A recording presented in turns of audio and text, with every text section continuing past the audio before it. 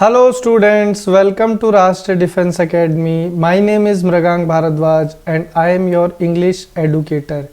In this session, we will discuss English paper for Army Clerk. So let's start.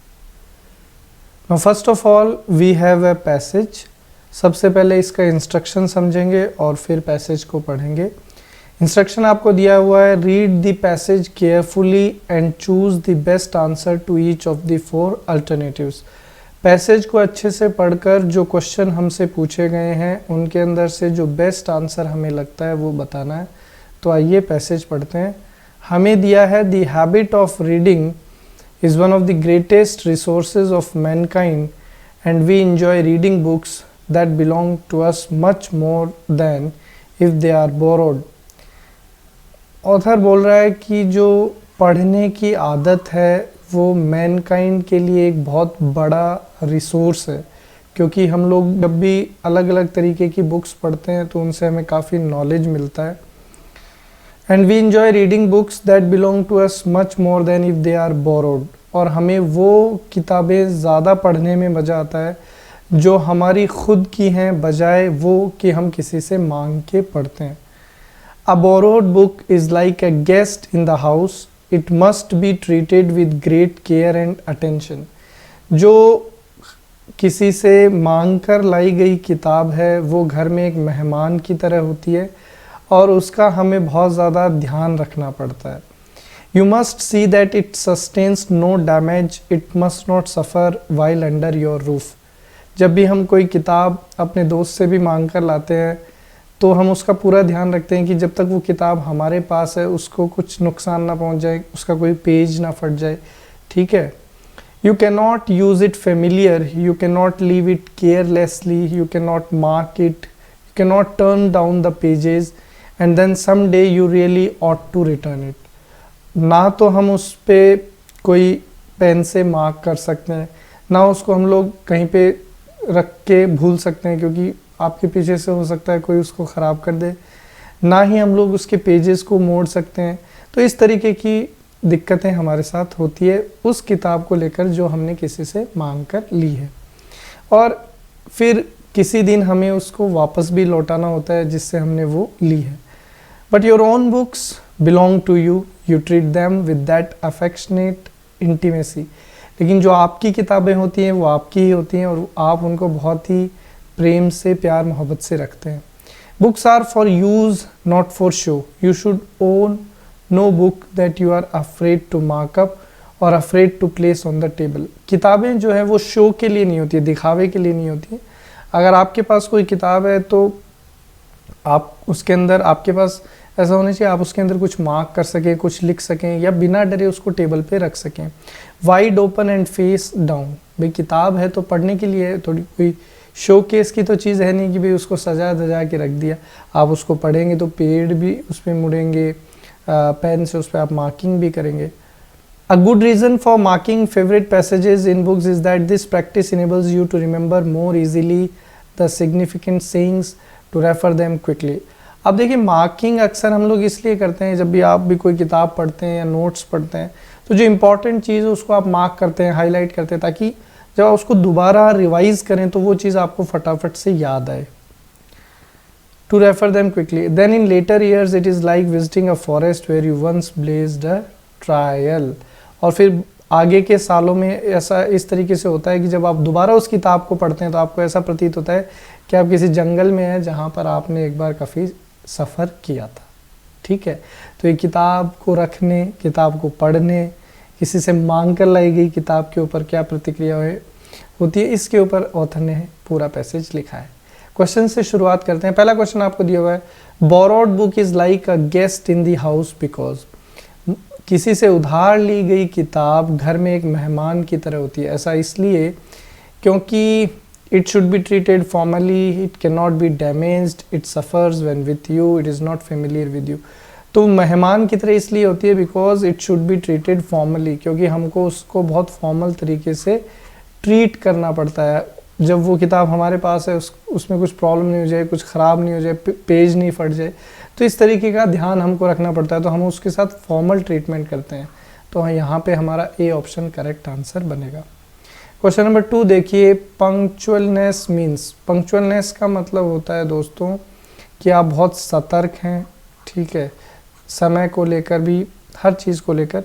तो पंक्चुअलनेस के लिए यहाँ पे मीनिंग निकल के आएगा अटेंटिव, तो डी ऑप्शन हमारा करेक्ट आंसर होगा।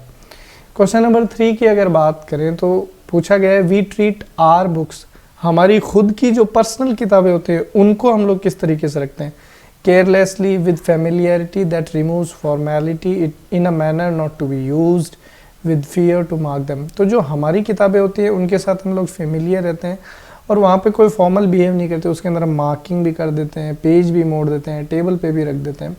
तो यहाँ पे बी ऑप्शन हमारा करेक्ट आंसर बनेगा। क्वेश्चन नंबर 4 देखिए दोस्तों, एनिहिलेट मीन्स, तो एनिहिलेट का मतलब होता है किसी चीज़ को नष्ट करना, ठीक है। तो जब हम लोग ऑप्शंस की तरफ जाएंगे तो यहाँ पे सी ऑप्शन देखिए, रिमूव और डिस्ट्रॉय कंप्लीटली, तो सी ऑप्शन हमारा करेक्ट आंसर बनेगा। क्वेश्चन नंबर 5 देखिए दोस्तों, author in is favour of marking books, author किताबों के अंदर किसी चीज़ को मार्क करने के लिए क्या तर्क देते हैं। They are easy to remember and look back when ride again, they can make you visit forests, you can blaze a trail, it shows that you have read them. तो यहाँ पे सबसे अप्रोप्रिएट ये होगा दोस्तों कि जब आप मार्किंग कर लेते हैं तो ऑथर ने बताया इससे आपके लिए चीज़ें याद करना आसान होता है जब आप उस किताब को दोबारा पढ़ते हैं या रिवाइज करते हैं, तो लिहाजा ए ऑप्शन हमारा करेक्ट आंसर होगा। अब हम लोग आगे बढ़ते हैं तो हमें एक और पैसेज दिया गया है जिसके अंदर आपको कुछ ब्लैंक्स नज़र आ रहे हैं। इस तरीके के पैसेज को हम लोग इंग्लिश लैंग्वेज में क्या बोलते हैं दोस्तों, क्लोज टेस्ट बोलते हैं। तो यहाँ पे भी इंस्ट्रक्शन वही है कि पैसेज को केयरफुली पढ़ना है और बेस्ट आंसर चूज करना है चारों ऑप्शंस। तो आइए पढ़ते हैं। The image of the music has come a long way since the mid 20th century. जो संगीत की एक जो तस्वीर है वो 20वीं शताब्दी के मध्य से अब तक काफ़ी ज़्यादा बदलाव उसमें हुए हैं। When its dash energy was used to illustrate movies about the evil energy of drugs, alcohol and violence, जहाँ पे संगीत की सकारात्मक ऊर्जा जो थी उसका इस्तेमाल किया जाता था अलग अलग फिल्मों में। Duke Ellington for example, Duke Ellington नाम की कोई पिक्चर होगी, for example dash the sound track of the man with golden arm and Gerry Mulligan played for I want to live, और जहाँ पे उन्होंने साउंड ट्रैक बनाया इस फिल्म गोल्डन आर्म और गैरी मुलिगन का। And now we end up with dash, लेकिन अब हमारे पास उस तरीके का म्यूजिक नहीं है। The terminal, a family movie about the glamour of the jazz with just about no jazz music in it. जैसे कि द टर्मिनल नाम की एक फैमिली मूवी बनाई गई जिसके अंदर वो जैज म्यूजिक के ऊपर बनाई गई थी, एक जैज फैमिली थी, बट उसके अंदर जैज म्यूजिक के नाम पे कुछ नहीं था। दैट्स प्रोग्रेस, ये कोई प्रोग्रेस है हमारी। You get dash of the decadence and all of the glamour of jazz without even having listening to it, और आप बिना सुने, ठीक है, उसको जैज मूवी को बता रहे हैं। This could be described as dash, इसको हम लोग बोल सकते हैं कि ये एक तरीके से हमें परेशान करने के लिए है, कोई इसका यूज़ नहीं। अब ऑप्शंस की तरफ मूव करते हैं। पहला हमें दिया गया, the image of the music has come a long way since the mid 20th century when its dash energy, कैसी energy, men, good, positive, new. तो देखो दोस्तों यहाँ पे आगे एविल एनर्जी की बात हो रही है। एविल मतलब बुरा, बैड, तो बैड का अपोजिट क्या होता है, गुड। लेकिन गुड एनर्जी नहीं होती है, एक तो पॉजिटिव एनर्जी होती है और एक नेगेटिव एनर्जी होती है। नेगेटिव एनर्जी बोलो या एविल एनर्जी बोलो, बात तो एक ही है। और इस लिहाज से सी ऑप्शन करेक्ट आंसर बनेगा। Positive energy was used to illustrate movies about the evil energy of drugs, alcohol and violence. Duke Ellington ने साउंड ट्रैक बनाया विद गोल्डन आर्म और गैरी मुलिगन, ठीक। तो उन्होंने बनाया, और बात पास्ट में देखिए वॉज चल रहा है, तो यहाँ पे बनाने के लिहाज से करेक्ट ऑप्शन क्या बनेगा, बी, मेड। तो यहाँ पे था पॉजिटिव एनर्जी और यहाँ पे आ गया made the sound track of the man with the golden arm and Gary Mulligan played for I Want to Live। and now we end up। अब देखिए यहाँ पे preposition यूज़ करना है, तो देखिए दोबारा भी कंजंक्शन तो यहाँ आ नहीं सकता, सेंटेंस ख़त्म हो रहा है, preposition पे ख़त्म करेंगे, हेल्पिंग वर्ब भी नहीं आ सकती, ये दो प्रपोजिशन है, इनमें से कुछ आएगा, तो एंड अप इन नहीं होता है, एंड अप विथ होता है। ये फ्रेज बनता है एंड अप विथ, मतलब किसी चीज़ की समाप्ति। तो यहाँ आपने भरा था पॉजिटिव, यहाँ आपने भर दिया मेड, और यहाँ आपने भर दिया विथ। ठीक है दोस्तों, अब आगे चलते हैं। आगे दिया the terminal, a family movie about the glamour of the jazz with just about into no jazz music in it, that's progress, you get dash of the decadence, neither no zero none. देखिए neither तो आ नहीं सकता क्योंकि neither nor के pair में आता है और दो की बात होती है तब आता है, ऐसा कुछ यहाँ पे है नहीं, तो ये चला गया। That's progress, you get no of the decadence, इस तरीके से नहीं होगा, जीरो भी नहीं होगा, नो जीरो वो भी किसी नेगेटिव सेंस में है, बट यहाँ पे नन बन सकता है कि दो से ज़्यादा चीज़ की बात हो रही है, डिकेंडेंस, ग्लैमर और म्यूज़िक। तो यहाँ पे आएगा with you get none of the decadence and all of the glamour of jazz without even having to listening to it, मतलब बिना सुने आपने उसको देख लिया, जैज म्यूजिक को प्रमोट कर दिया। This could be described as, और ये हमारे किसकी तरीके से है कि हमारा क्या किया जा रहा है, शोषण किया जा रहा है, यानी कि एक्सप्लॉइटेशन। तो इस तरीके से ये हमारा आंसर बन जाएगा। आगे चलते हैं, अब जो क्वेश्चंस हैं उनके इंस्ट्रक्शन देख लेते हैं। फिल इन द ब्लैंक्स के क्वेश्चन आ गए हैं यूजिंग द करेक्ट आर्टिकल। अब यहाँ पे हमें बोला है कि आर्टिकल 4 दिए हैं ऑप्शंस में, उनमें से करेक्ट आर्टिकल चूज करना है। देखिए सेंटेंस है शेक्सपियर इज डैश कालिदास और यूरोप। ठीक, अब यहाँ पे बोला गया है कि शेक्सपियर इज कालिदास, ये और नहीं है दोस्तों, ऑफ है, कि Shakespeare is dash Kalidas of Europe. अब देखिए कालिदास की अगर बात करता हूँ तो ये एक प्रॉपर नाउन है। कैसा नाउन है? Proper noun.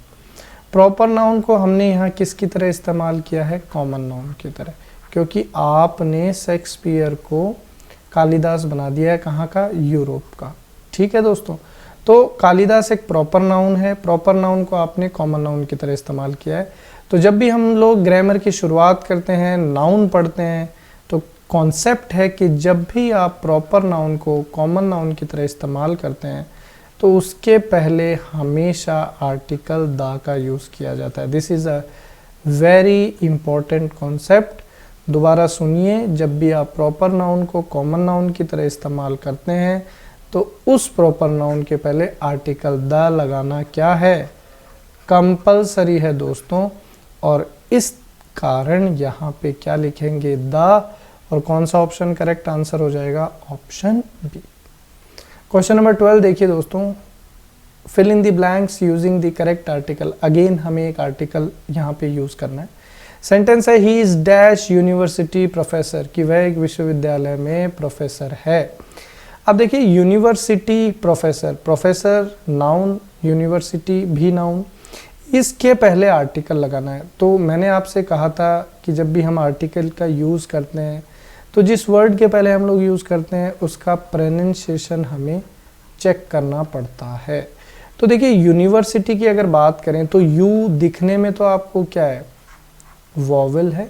ठीक है, 5 वॉवेल्स होते हैं इंग्लिश लैंग्वेज में, AEIOU। लेकिन इसकी प्रोनाउंसिएशन की बात करें तो यूनिवर्सिटी में क्या आ रहा है? यह। यूनिवर्सिटी में क्या आ रहा है? यह। और यह जो है वो हिंदी लैंग्वेज का क्या है? अरे हिंदी लैंग्वेज का क्या है? स्वर है कि व्यंजन है? व्यंजन है। ठीक है, दैट मीन्स कंसोनेंट। और जब भी हम लोग कंसोनेंट की बात करते हैं तो हम लोग किसका यूज़ करते हैं? ए का। तो यहाँ पे आप लिखेंगे he is a university professor. Vowel देखकर एन नहीं लगाना है, आपका क्वेश्चन गलत हो जाएगा। तो A option is our correct answer.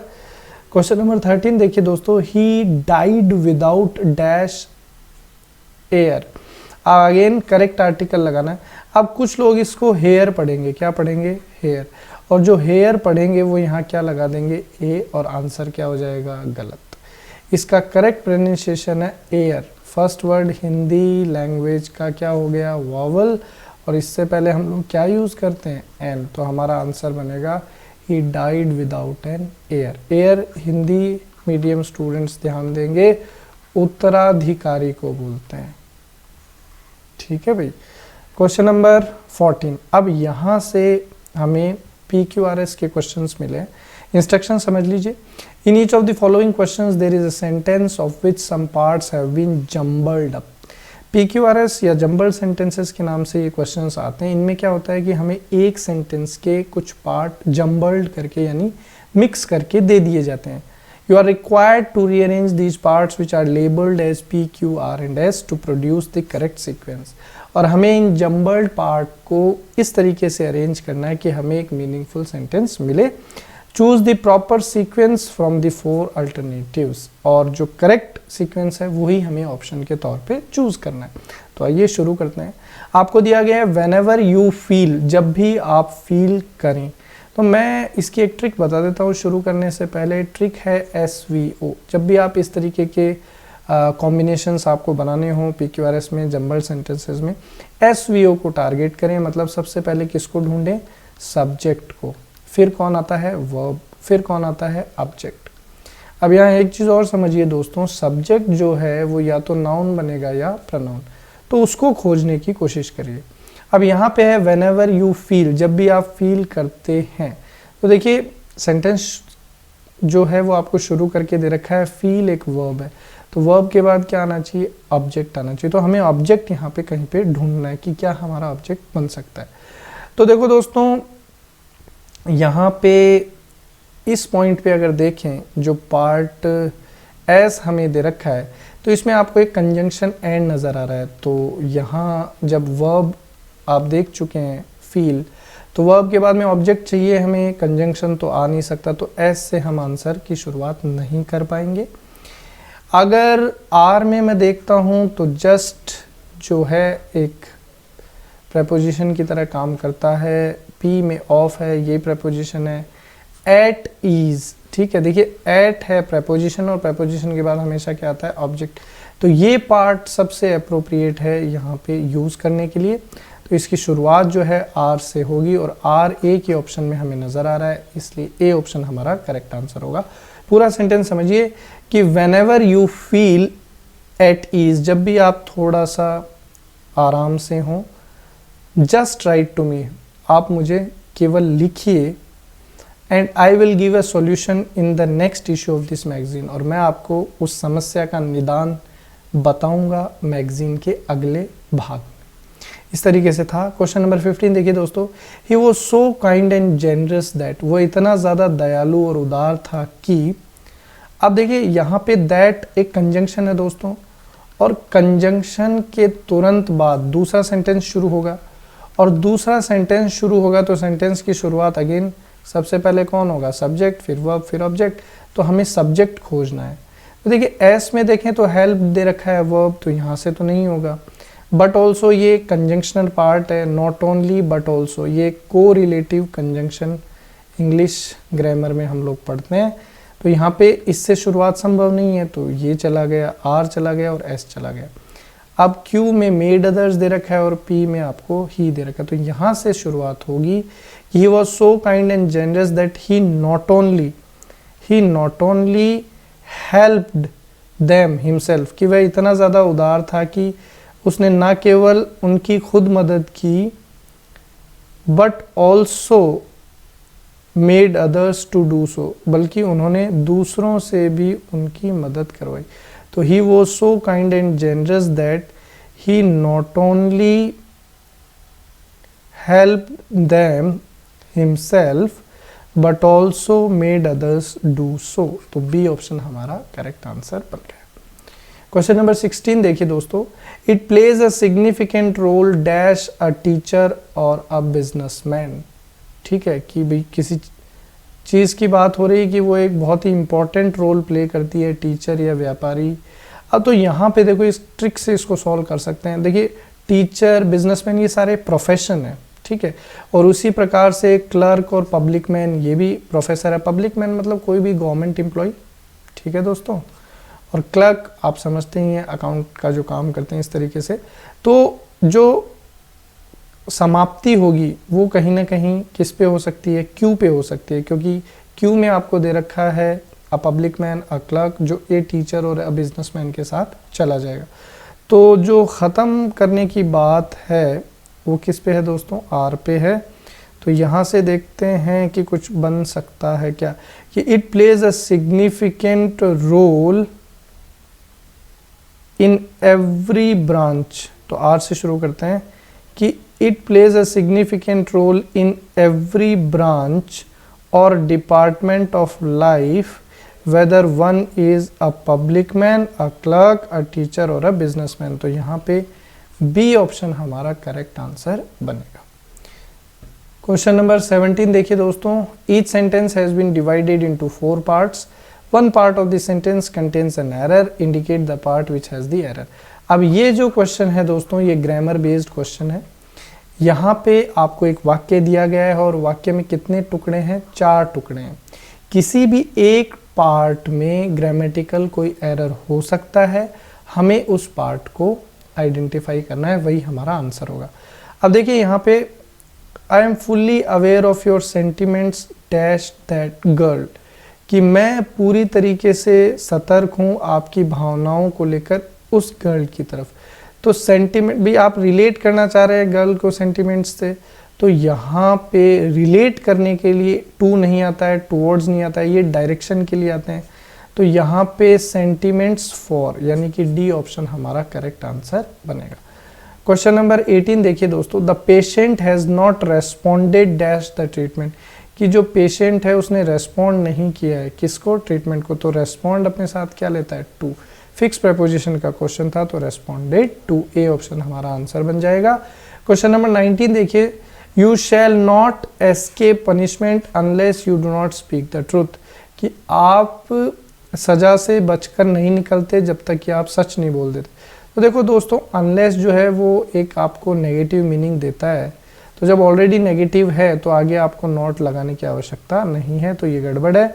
जब नॉट जाएगा तो अपने साथ डू भी ले जाएगा, तो सेंटेंस बनेगा you shall not escape punishment unless you speak the truth. तो यहाँ पे अगर देखा जाए तो डी पार्ट में एरर है और यही हमारा आंसर बनेगा। क्वेश्चन नंबर 20 देखिए दोस्तों, चूज द करेक्ट ग्रुप और वर्ड्स और phrase from the choices given and fill in the blanks to make meaningful sentences. Again fill in the blanks का क्वेश्चन है, ऐसा वर्ड चूज करना है जिससे सेंटेंस मीनिंगफुल बन जाए। तो we need a good number of dash जजेस, कि हमें एक अच्छी मात्रा में चाहिए जजेस। कैसे जजेस, अनइंटरेस्टेड, अनइंटरेस्टेड जजेस तो किसी को रिक्वायरमेंट नहीं होती है। डिसइंटरेस्टेड, अब डिसइंटरेस्टेड तो बनता भी है, अनइंटरेस्टेड तो बनता ही नहीं है। ओवर इंटरेस्टेड भी नहीं, हमें केवल इंटरेस्टेड जजेस चाहिए, तो डी ऑप्शन हमारा करेक्ट आंसर बनेगा। क्वेश्चन नंबर 21 देखिए दोस्तों, his visit is to know dash the plight of the people, उसने इसलिए वहां पे विजिट किया क्योंकि वह लोगों की पीड़ा खुद जानना चाहता था, देखना चाहता था। His visit is to know himself the plight of the people, his visit is to know himself, वो खुद चाहता था लोगों की पीड़ा को देखना समझना, तो his visit is to know himself the plight of the people, B option हमारा करेक्ट आंसर बनेगा। क्वेश्चन नंबर 22 देखिए दोस्तों, did he get a new shirt, क्या उसको एक नई शर्ट मिली। यस ही, हाँ उसने खुद के लिए एक खरीदी, तो yes he bought one for himself, अपने लिए, तो डी ऑप्शन हमारा करेक्ट आंसर बनेगा। क्वेश्चन नंबर 23 देखिए दोस्तों, अब यहाँ से इंस्ट्रक्शन बदल रहे हैं, choose this synonym and antonyms, हमें सिनोनिम और एंटोनिम चूज करके बताने हैं। सिनोनिम हिंदी मीडियम स्टूडेंट्स ध्यान देंगे, समानार्थी को बोलते हैं, same meaning words for English medium students. Antonyms हम लोग किसको बोलते हैं दोस्तों, विलोम शब्द को बोलते हैं, ठीक है। इंग्लिश मीडियम स्टूडेंट्स ध्यान देंगे, अपोजिट वर्ड्स। अब 23 में आपको बोल रहा है चूज द एंटोनिम, यानी कि अपोजिट वर्ड बताना है, किसका, इग्नोबल। तो इग्नोबल मतलब जो अच्छा आदमी नहीं है, बेकार है, तो इसका अपोजिट क्या बनता है दोस्तों, नोबल, ठीक है, काफ़ी आसान है। अगला क्वेश्चन देखिए, चूज दिस सिनोनिम, इस बार हमें सेम मीनिंग वर्ड बताना है, ठीक है। वर्ड आपको दिया है कंटेंडिंग, तो कंटेंडिंग मतलब जो प्रतिस्पर्धा से संबंधित है, तो प्रतिस्पर्धा के लिए वर्ड आ जाएगा कॉम्पीटिंग, तो ए ऑप्शन हमारा करेक्ट आंसर बनेगा। क्वेश्चन नंबर 25 देखिए दोस्तों, choose the antonym of the given word, word आपको दिया है पैसिमिज्म, ठीक है। तो पैसिमिज्म का मतलब होता है निराशावाद, ठीक है। तो इसका हमें बताना है एंटोनिम, अपोजिट। तो निराशावाद का अपोजिट क्या हो जाएगा दोस्तों? आशावाद, और उसके लिए इंग्लिश में वर्ड है ऑप्टिज्म। तो ए ऑप्शन हमारा करेक्ट आंसर हो जाएगा। Thank you so much students.